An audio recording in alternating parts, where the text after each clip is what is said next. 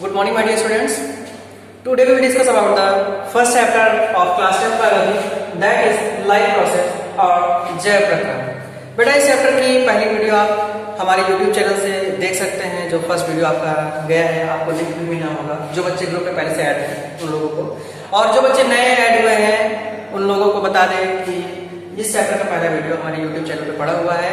आप जाके NPIC टेलीबाग लखनऊ डालेंगे तो आपको उस पर फर्स्ट वीडियो मैम के द्वारा पढ़ाया हुआ आपको मिल जाएगा। ठीक है, तो आज हम बात करेंगे स्टार्टिंग से फिर से एक बार देख लेते हैं। जो बच्चे नए हैं वो फिर से समझ लें। लाइफ प्रोसेस क्या है? Life process are those processes which are performed by the living beings to sustain their survival in the nature, to maintain their survival in the nature. यानी सजीव प्राणियों के द्वारा की जाने वाली वो प्रक्रियाएं जिनके द्वारा वे प्रकृति में अपना अस्तित्व विद्यमान रखते हैं, अपना अस्तित्व बनाए रखते हैं, अपने आप को बनाए रखते हैं, वे क्या कहलाती हैं?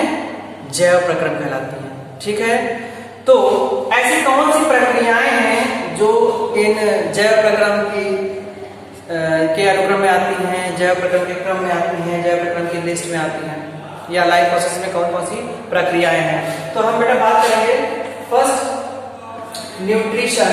ऐसी फर्स्ट प्रोसेस न्यूट्रिशन है जो लाइफ प्रोसेस के अंदर आती है, और इसको हिंदी में बोलते हैं पोषण। बेटा सभी लोग नोट कर लीजिएगा। Second transportation. ट्रांसपोर्टेशन को हम लोग हिंदी में बोलते हैं बेटा परिवहन। बेटा ट्रांसपोर्टेशन का दूसरा नाम सर्कुलेशन भी है, ये चीज आप लोग याद रखिएगा।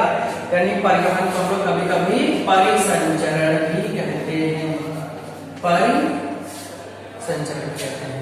तो इतना समझ में आ गया। थर्ड है एक्सक्रीशन। बेटा एक्सक्रीशन का दूसरा नाम है उत्सर्जन। नंबर चार जो है ये है रिप्रोडक्शन।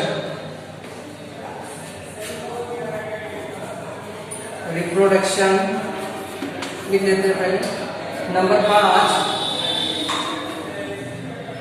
कॉन्शियसनेस। कर सकते हो consciousness. Number 6 growth and number 7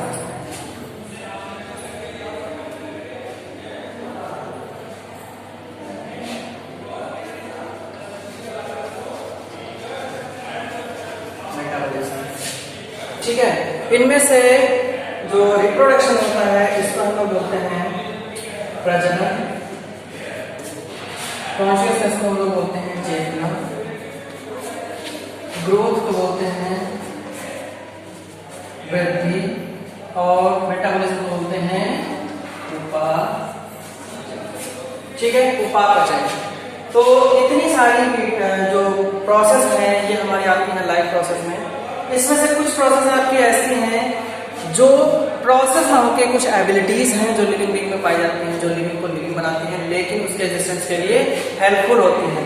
तो बेटा एक चीज हमेशा याद रखिएगा, ये जो प्रोसेस होती हैं, इनमें से जो न्यूट्रिशन आप पढ़ रहे हैं, ट्रांसपोर्टेशन, एक्सक्रीशन है, रिप्रोडक्शन है, कॉन्शियसनेस है, ग्रोथ है, मेटाबॉलिज्म। बेटा इनमें से सारी की सारी प्रोसेस ऐसे नहीं होते हैं कि अगर वो हमारे अंदर हैं तो हम लिविंग, अगर वो हमारे अंदर नहीं है तो नॉन लिविंग हो जाएंगे। ठीक है, इनमें से कुछ प्रोसेस ऐसी होती हैं जो नॉन लिविंग के द्वारा भी परफॉर्म की जा सकती हैं, लेकिन जो प्रोसेस नॉन लिविंग के द्वारा परफॉर्म की जाती है वो हमारे डिफाइनिंग कैरेक्टर्स में नहीं आती हैं, वो हमको डिफाइन नहीं करती हैं। डिफाइन करने का मतलब ये हुआ कि उनके एक्सेप्शंस अवेलेबल हैं।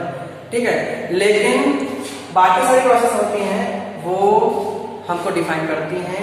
अच्छा, ऐसे इसमें कौन कौन सी प्रोसेस है? रिप्रोडक्शन है और ग्रोथ।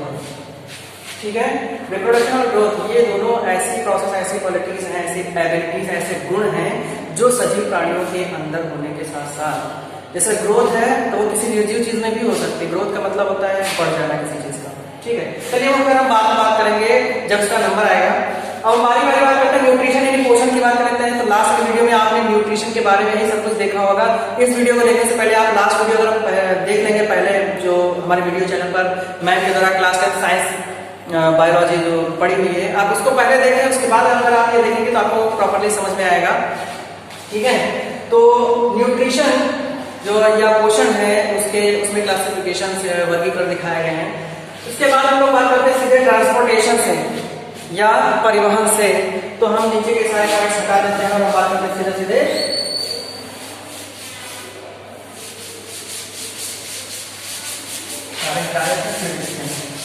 बेटा ट्रांसपोर्टेशन या परिवहन या परिसंचरण या सर्कुलेशन, ये बेटा सारे वर्ड्स यूज होते हैं। परिसंचरण, परिवहन मतलब परि मतलब चारों तरफ, वहन मतलब घूमना, परि मतलब चारों तरफ, संचरण मतलब घूमना, यानी हमारे शरीर में चारों तरफ कोई चीज घूमे, सारे शारीरिक भागों में कोई चीज घूम रही है तो इसको हम लोग बोलते हैं परिवहन या परिसंचरण। ठीक है, तो बेटा एक चीज ध्यान रखने वाली है कि हमारे शरीर में ऐसा कौन सी चीज होती है जो हमारे शरीर के सारे अंगों में घूमती है। सबको पता है हृदय हमारा ब्लड, ठीक है, जो हमारे शरीर के सभी अंगों में बराबर घूमता है। उसके अलग अलग फंक्शंस होते हैं, लेकिन हम सबसे पहले देखते हैं। लेकिन जो हमारा दूसरा नंबर 2 पे जो प्रोसेस थी वो थी ट्रांसपोर्टेशन या सर्कुलेशन। तो हम बेसिकली ट्रांसपोर्टेशन में पढ़ते हैं। ट्रांसपोर्टेशन इन एनिमल्स में हम लोग अपने अंदर यानी ह्यूमन बींग्स के अंदर ट्रांसपोर्टेशन देखते हैं। तो ह्यूमन बींग्स के अंदर जो ट्रांसपोर्टेशन होता है, ट्रांसपोर्टेशन किस चीज का, यानी एक जगह से दूसरी जगह कौन सी चीज जा रही है। हमारे अंदर जो गैसेस होती हैं, जो न्यूट्रिएंट्स हम लोग भोजन ग्रहण करते हैं, भोजन से बने हुए न्यूट्रिएंट्स, जो हार्मोन्स होते हैं बॉडी के अंदर हमारे सिंथेसाइज, प्रोटीन्स होते हैं, वेरियस एसेंशियल कंपोनेंट्स होते हैं, बहुत सारे जरूरी पदार्थ होते हैं, केमिकल्स होते हैं जो एक जगह से दूसरी जगह टारगेट प्लेस तक या किसी विशेष कार्य के लिए जाते हैं। तो इन सभी को ले जाने के लिए ब्लड एज अ कैरियर काम करता है। ठीक है, एक वाहक की तरह ब्लड काम करता है, हमारा रुधिर काम करता है।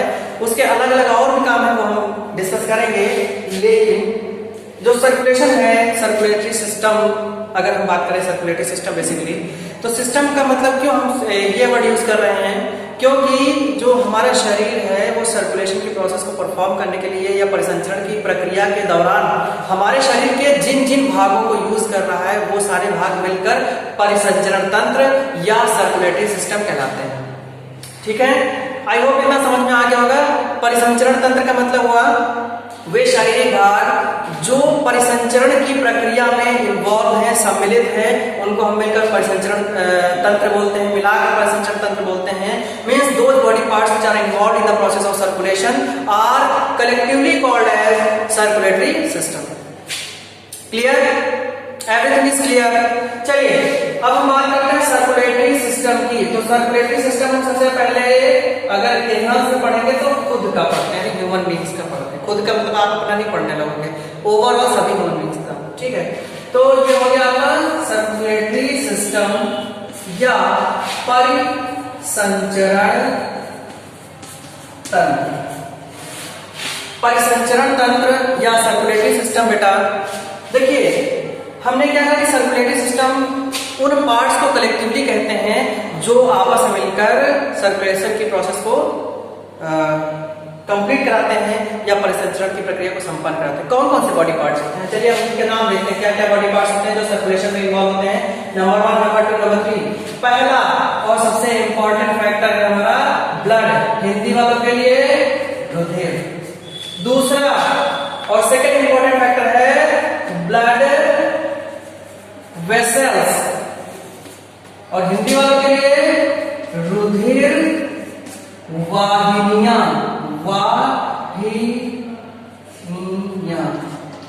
बेटा वाहिनी मतलब होता है ले जाने वाला। ठीक है, नंबर 3 हार्ट, मतलब हिंदी वालों हृदय। ठीक है, ब्लड, रुधिर, ब्लड वेसल्स, रुधिर वाहिनियां और हार्ट, हृदय, तीनों के नाम आप जल्दी से अपनी कॉपी में नोट कर लीजिए। नोट करिए तुरंत। ठीक है, अब हम इसके बाद एक एक करके तीनों की बातें करेंगे। सबसे पहला हमारा कंपोनेंट क्या है? ब्लड। तो सबसे पहले आप हेडिंग लिखेंगे ब्लड, अपनी रफ कॉपी में जहां भी कहीं भी लिखा हो आपने। और जिन बच्चों को अभी तक आपके नोट्स नहीं मिले, कुछ बच्चे नए हैं जिनके पास अभी फर्स्ट चैप्टर के नोट्स नहीं, पुराने वालों के पास तो सबके पास है। ठीक है, तो अगर आप अरेंज कर सकते हैं तो पुराने वाले बच्चों से अरेंज करिए, अदरवाइज आपको जल्दी ही इस चैप्टर के नोट्स प्रोवाइड करा दिए जाएंगे जो कि आपको फेयर कॉपी में करने होंगे। इसमें से देखिए आपको जो भी एसेंशियल पॉइंट्स दिखेंगे आप सिर्फ वही नोट करेंगे अपने फर्स्ट चैप्टर के लास्ट में। ठीक है, चलिए फर्स्ट हमारा फैक्टर है ब्लड, जो कि इसको हम लोग हिंदी में बोलते हैं रुधिर। एक चीज याद रखिएगा हमेशा, ब्लड आपको लिक्विड जैसा दिखता तो जरूर है, लेकिन ब्लड कोई लिक्विड होने के साथ साथ वो एक टिश्यू है। टिश्यू का मतलब ग्रुप ऑफ सेल्स, इसके अंदर बहुत सारी टाइप की सेल्स पाई जाती हैं। और आपने क्लास 9th में सेकंड चैप्टर टिश्यू पढ़ा था, और टिश्यू की डेफिनेशन क्या थी? Similar aggregation of similar type of cells which are aggregated to perform particular function. मतलब एक ही प्रकार की कोशिकाओं का वह समूह जो आपस में इकट्ठी हुई हैं, किस लिए? किसी विशेष कार्य को करने के लिए, ऊतक कहलाता है, ठीक है, टिश्यू कहलाता है। तो यहाँ पर ब्लड क्या है? लिक्विड होने के साथ साथ टिश्यू है, और ऐसा टिश्यू जो बाकी सारे बॉडी पार्ट्स को आपस में मीडियम, उनके बीच में मीडियम का कार्य कर रहा है, उनके बीच में एक ब्रिज का काम करता है, उनके बीच में कनेक्शन का काम करता है। और इसलिए लिक्विड के लिए हम लोग वर्ड यूज करते हैं फ्लूइड, FLUID, और कनेक्शन बनाता है सभी अंगों के बीच में, इसलिए कनेक्टिव। और चूंकि इसके अंदर सेल्स पाई जाती हैं, इसलिए हो जाएगा टिश्यू। तो blood is a fluid connective tissue. ये तो आपके ब्लड की डेफिनेशन हो गई, ठीक है। Blood is a fluid connective tissue. तरल संयोजी ऊतक, तरल मतलब लिक्विड, संयोजी मतलब संयोजन करने वाला बहुत सारे अंगों के बीच में चूंकि कैरियर होता है ना, जैसे आप देखते हैं कि कोई आपका कॉमन फ्रेंड है, आपका कोई फ्रेंड है, उसके बीच में कोई कॉमन फ्रेंड है, जो आपका भी फ्रेंड है और उसका भी फ्रेंड है, दैट इज द, वो आपके बीच में कनेक्शन हो जाएगा, ठीक है। इतना सबको क्लियर हो गया? चलिए, फ्लूइड कनेक्टिव टिश्यू होने के साथ में आपकी डेफिनेशन हो गई। इसके बाद ब्लड के जो कंपोनेंट्स होते हैं, कंपोनेंट्स की बात करें, यानी रुधिर के भाग की बात करें, उसमें क्या क्या पाया जा रहा है, तो ब्लड में बेसिकली दो चीजें पाई जाती हैं, ठीक है। अगर हम ब्लड के बीच में बात करें तो बेसिकली दो चीजें भाई पाई जाएंगी, एक तो होगा ब्लड सेल्स और दूसरा होगा प्लाज्मा। ब्लड सेल्स और प्लाज्मा। बेटा ब्लड सेल्स का मतलब आप एक चीज समझ लीजिए, एक एग्जांपल हमने आपको लाइव क्लास में बताया था, जैसे चाय हम लोग घर में बनाते हैं, ठीक है, और उस चाय, जैसे चाय खोल रही है, तो आप ऐसा तो नहीं कि आपको ऐसे ही उतारते हो पी लेते हो, है ना, आप उसको पहले छानते हो, ठीक है। तो नॉर्मली आप जो चाय बने को समझ लीजिए हमारा ब्लड है, ठीक है, वो इधर उधर बह रहा है।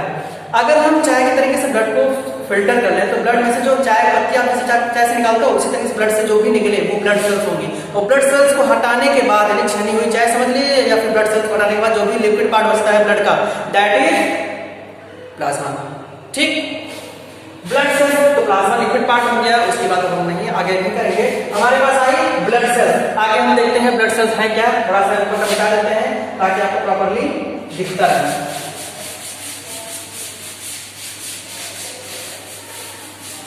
अगर किसी को बीच में ये मिटाने से अगर प्रॉब्लम हुई हो, तो आपको वीडियो पॉज करके उसका स्क्रीनशॉट लेके आप अपने कमेंट में लिख सकते हैं, ठीक है। बताने की जरूरत है कि चलिए, ब्लड सेल्स, ब्लड सेल्स, ठीक है बेटा। ब्लड सेल्स या रुधिर कोशिकाएं, हिंदी में इनको रुधिर कोशिकाएं बोलते हैं। यानी ब्लड के अंदर कौन सी सेल्स हैं, ठीक है, ब्लड के अंदर कौन सी सेल्स हैं? 3 सेल्स होती हैं, सबको पता है, आपको भी पता होगा, अभी देखना पता होगा बेटा। 3 नाम है, आप समझ लीजिए। पहला जाना पहचाना अपना आरबीसीज, यानी इंग्लिश बोलो red blood cells, red blood cells. Hindi वालों लाल रुधिर कणिकाएं आप बोल सकते हैं, या कोशिकाएं बोल सकते हैं, दोनों एक ही चीजें हो गई। लाल रुधिर कोशिकाएं, ठीक। नंबर 2 WBCs, ये फर्स्ट, नंबर सेकंड। WBCs या इंग्लिश वालों ने full form white blood cells, या श्वेत मतलब सफेद रुधिर कोशिकाएं। इतना आपको दिख रहा है। इसके आगे थोड़ी सी जगह कम पड़ेगी, हम आपको थर्ड जो पोर्शन है वो आपका हम नीचे लिख देते हैं, आई होप यहाँ पे दिखेगा।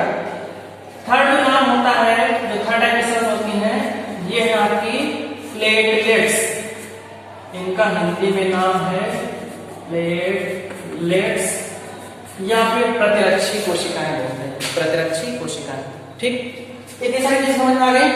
चलिए बारी बारी से प्रकार देख लेते हैं। देखिए अब हम जो चीजें आपको बता रहे हैं सेल्स के बारे में, वो आप जो भी पॉइंट आपको लगे कि ये इंपॉर्टेंट है, हालांकि सारी चीजें इंपॉर्टेंट है, लेकिन जो चीजें आपने पहले नहीं समझी हैं, जो चीजें आपने पहले समझ ली उनके लिए कोई जरूरत नहीं, जो चीज आपके लिए नहीं दिख रही है वो आप तुरंत नोट कर लेंगे। देखिए आरबीसीज क्या होती हैं? आरबीसीज बाइकॉन्केव सेल्स होती हैं हमारी बॉडी के अंदर। आरबीसीज को हम लोग रेड ब्लड सेल्स बोलते हैं because they have a pigmented protein called haemoglobin, यानी जो लाल रक्त कणिका होती है उनकी सतह पर एकदम जैसे आपने एक टॉफी खाई होगी एल्पेनलीबे लोड पे जाती थी, उसका शेप जैसा आपको दिखता था, वो एक तरफ से कॉन्केव होती थी, दोनों तरफ से अगर कॉन्केव कर दी जाए तो बाई कॉन्केव बोलते हैं। सेम उसी साइज की, उसी शेप की जो आरबीसीज होती हैं, ठीक है, उनकी सरफेस पर एक रंग लाने वाली प्रोटीन पाई जाती है जिसको हम लोग हीमोग्लोबिन बोलते हैं। हीमोग्लोबिन के प्रेजेंस की वजह से आरबीसीज का कलर रेड हो जाता है, उनको रेड बोलते हैं, जबकि व्हाइट ब्लड सेल्स में ऐसा कोई भी पिगमेंट नहीं पाया जाता, इसलिए वो व्हाइट होती है। ठीक है, प्लेटलेट्स बहुत छोटी होती हैं, उनके अंदर भी कोई पिगमेंट इस तरीके का नहीं पाया जाता है। तो जो रेड ब्लड सेल्स होती हैं उनमें जो हीमोग्लोबिन होता है उसका मेन फंक्शन होता है, जब हम सांस लेते हैं तो ऑक्सीजन को बाइंड करती है। ऑक्सीजन को यानी सांस ली हमने, सांस हमारे फेफड़ों में जाएगी, लंग्स में जाएगी, लंग्स में पहुंचने पर जो ऑक्सीजन होती है वो ब्लड के अंदर डिफ्यूज होगी, ब्लड के अंदर आरबीसीज होती हैं और आरबीसीज की सरफेस पर हीमोग्लोबिन के साथ ऑक्सीजन बाइंड हो जाएगी। और आरबीसीज आपको पता है ब्लड सेल्स हैं, ब्लड बह रहा है तो आरबीसीज बह रही हैं और ऑक्सीजन आरबीसीज के साथ बाइंड अप होके बह के चलेगी। यानी हमारे सारे बॉडी पार्ट्स में, बॉडी सेल्स में जो आरबीसीज होती हैं वो हीमोग्लोबिन की सहायता से हीमोग्लोबिन के साथ क्या लेके जा रही है? ऑक्सीजन को। और हमारी सारी बॉडी सेल्स में रेस्पिरेशन की प्रोसेस के लिए, श्वसन की प्रक्रिया के लिए ऑक्सीजन जरूरी होती है। तो ऑक्सीजन कैरियर का काम कौन कर रहा है? हीमोग्लोबिन। कहां पर प्रेजेंट है? आरबीसीज पर। आरबीसीज कहां है? ब्लड के अंदर, और ब्लड फ्लो कर रहा है। इतनी सारी चीजें क्लियर हो गई? क्लियर हो गई? चलिए डब्ल्यूबीसीज बहुत सारे टाइप के होते हैं। डब्ल्यूबीसीज में जो डिटेल्ड अगर आप चाहेंगे तो हम एक आपको इमेज फॉर्म में भेज देंगे आपको, ठीक है, जिसमें आप डब्ल्यूबीसीज का जो क्लासिफिकेशन होता है, ल्यूकोसाइट जो ग्रेन्युलोसाइट है, ग्रेन्युलोसाइट में पहले डिवाइड होते हैं, कुछ का न्यूक्लियस जो होता है, कुछ के जो साइटोप्लाज्म होता है वो ग्रेन्युलर होता है, कुछ का नॉन ग्रेन्युलर होता है। ग्रेन्युलर मतलब कुछ होने और नहीं होता दानेदार, ठीक है। तो हम इसका एक चार्ट फॉर्म आपको भेज देंगे, ठीक है। तो इतनी डिटेल में वहां पे नहीं जाते हैं, हम इसलिए समझते हैं डब्ल्यूबीसीज जो होती है वो हमारी बॉडी के अंदर इम्यूनिटी के लिए रिस्पॉन्सिबल होते हैं। इम्यूनिटी का मतलब होता है प्रतिरक्षा, यानी हमारी बॉडी पर किसी भी बाहरी संक्रामक तत्व ने जैसे ही हमारी बॉडी पर अटैक किया तो हमारी डब्ल्यूबीसीज जो होती है सबसे पहले उसके अगेंस्ट खड़ी हो जाती हैं, उसको किल करने के लिए, हमारी बॉडी को बाहर के किसी भी इन्फेक्टिव एजेंट से या संक्रामक तत्व से बचाने के लिए हमको सुरक्षित रखती है। तो डब्ल्यूबीसीज का काम यह होता है, ठीक। जब कभी भी हमको चोट लग जाती है, चोट लगने में जो ब्लड बहने लगता है, तो ब्लड हमारे जो इंजरी साइट होता है, साइट ऑफ इंजरी होता है, जो चोट लगा वाला जगह हमारी चोट लग गई और वहां से ब्लड बहने लगता है। ब्लड बहने के साथ साथ with in the 10 minutes, 10 minute के अंदर अंदर वो ब्लड कोआगुलेट हो जाता है, जम जाता है। और ये जो ब्लड के अगर वो जमे ना तो हमारा ब्लड ज्यादा ब्लड लॉस हो जाने की वजह से हमारी डेथ हो सकती है किसी भी जगह से, या हमको वीकनेस हो सकती है, हमारा लॉस हो जाएगा और इस तरीके से हम पे और भी ज्यादा इन्फेक्टिव एजेंट्स अटैक कर सकते हैं या हम और भी ज्यादा डिजीज के लिए सेंसिटिव हो सकते हैं। तो ब्लड लॉस ना होने पाए इसलिए हमारा ब्लड साइट ऑफ इंजरी पे या चोट लगने वाली जगहों पे जम जाता है। और इस जमने के प्रोसेस के लिए जो जिम्मेदार सेल्स होती है वो होती है आपकी प्लेटलेट्स यानी प्रतिरक्षी कोशिकाएं। तो उम्मीद करते हैं कि आज की इस क्लास में जो ब्लड सेल्स हमने पढ़ी है, ब्लड सेल्स में जो स्टडी आपको बताई, जो नॉलेज बताया गया, तो ये आपको समझ में आया होगा। अगर आपको लाइफ प्रोसेस की डिफिनेशन के बाद और इस ट्रांसपोर्टेशन की प्रोसेस में या इस पूरे के पूरे सेशन में अगर कुछ समझ में नहीं आया है तो आप कमेंट सेक्शन में कमेंट कर सकते हैं, और उससे बेटर है कि आप ग्रुप में मैसेज कर सकते हैं, आपको उसका सोल्यूशन दिया जाएगा। और आज की क्लास में सिर्फ इतना ही पढ़ेंगे। नेक्स्ट सेशन में हम लोग बात करेंगे ब्लड वेसल्स पर और हार्ट पर, ठीक है। तो टोटल दोनों ही कंपोनेंट्स को हम पढ़ लेंगे, तो उसमें हम देखेंगे कि हमारा सर्कुलेटरी सिस्टम कैसे वर्क करता है। तो आज की क्लास में सिर्फ यहीं तक रखते हैं। हाँ, एक चीज और है कि अगर हम लोग फंक्शन ऑफ ब्लड की बात करें, ब्लड का फंक्शन क्या होता है हमारी बॉडी में, तो 3 मेन फंक्शन होते हैं। पहली चीज तो ब्लड जो होता है, ब्लड जो होता है वो हमारे बॉडी के अंदर गैस को ट्रांसपोर्ट करता है, गैसेस को, यानी ऑक्सीजन ले जाएगा, कार्बन डाइऑक्साइड लेके आएगा। ठीक है, ऑक्सीजन कैसे ले जाता है हमने बता दिया आपको। ब्लड के साथ साथ ही नंबर 2, ब्लड के साथ साथ ही हम जो फूड इनटेक करते हैं उससे बने हुए डाइजेशन की प्रक्रिया के बाद बने हुए न्यूट्रिएंट्स यानी पोषक तत्व हमारे ब्लड के साथ साथ अलग अलग बॉडी पार्ट्स में, अलग अलग सेल्स में जाते हैं, तो दूसरा उनका परिवहन करना हो गया। तीसरा, हमारी बॉडी में सभी अंग जो है वो काफी ज्यादा वर्क करते हैं। तो वर्क जब कोई भी चीज, जैसे अगर हम अपने बॉडी में मशीन समझे, मशीन के सभी भाग अलग अलग काम कर रहे हैं, तो कोई भी मशीन ज्यादा काम करने के बाद में हीट उत्पन्न करने लगती है। अगर उसके पार्ट्स ज्यादा चलेंगे तो हीट उत्पन्न करने लगते हैं, ऊष्मा उत्पन्न करने लगते हैं। और उस कंडीशन में अगर ये हीट ना उत्पन्न की जाए, तो अगर ये हीट को हमको रेगुलेट करना है, तो हम क्या करेंगे, ये जो ब्लड होता है उस हीट को, उस ऊष्मा को कंट्रोल करने के लिए या पूरे शरीर में इक्वली डिस्ट्रीब्यूट करने के लिए हेल्पफुल होता है। जब ब्लड पूरा का पूरा सभी बॉडी पार्ट्स में सर्कुलेट करता है, तो इस तरीके से वो हमारे शरीर के सभी भागों में उत्पन्न हो रही ऊष्मा को पूरे शरीर में एक साथ वितरित कर देता है। तो हमारे शरीर का ताप नियंत्रित करता है ब्लड, और इस ताप नियंत्रण को इंग्लिश वालों के लिए बोलते हैं थर्मो रेगुलेशन। सो इंग्लिश वालों के लिए functions of blood are, number 1, it helps in transportation of gases, number 2, it also helps in transportation of various nutrients, proteins and other essential chemical substances. Number 3, it maintains the body temperature, that is the thermoregulation. ठीक है, तो आज की class हम सिर्फ इतना ही रखेंगे। Next session में हम लोग आगे चर्चा करेंगे। आप लोग हमारे वीडियोस को अगर पसंद आते हैं तो लाइक करना ना भूलें, शेयर करना ना भूलें, और वीडियो चैनल को सब्सक्राइब कर दीजिए ताकि, और बेल आइकन को प्रेस करें ताकि आपको आने वाली नेक्स्ट वीडियो बहुत जल्दी मिल जाए। ठीक है, तो तब तक के लिए आप सभी लोग घर पर रहें, सुरक्षित रहें, अपने आप को बाहर किसी भीड़ वाले स्थानों पर ना जाएं, अपने आप को रोकें, और इन चीज़ों में आप अगर अपना बचाव करते हैं तो अपने परिवार का बचाव करते हैं। सो आज के लिए बस इतना ही।